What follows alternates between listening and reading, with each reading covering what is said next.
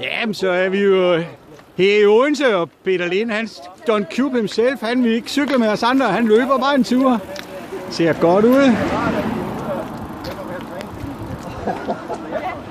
Ja, lige om lidt, om lidt skal han svømme over kanalen. Du burde jo nok have cykelhjelm på, når du løber. Det ser lidt farligt ud. Der står ledninger og sådan noget.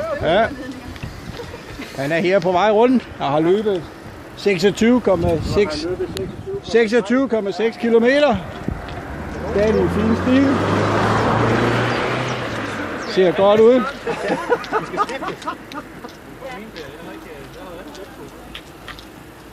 Ja, faktisk, det er sådan, at B29, han vil faktisk også gerne prøve at løbe. Du kan da bare tage cyklen på ryggen. Jeg kan da køre med din cykel i hånden. Jeg mangler kun 300 meter, så slår jeg ind over på arbejde. Ja, ser godt ud. Ser godt ud her.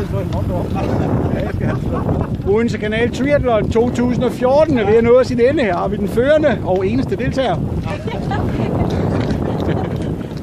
De andre har givet op for længst. Jeg starter nummer cube. Ser godt ud.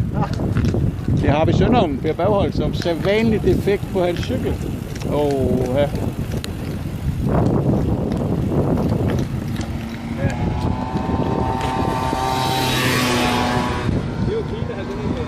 27 kilometers in 1 hour 26 minutes.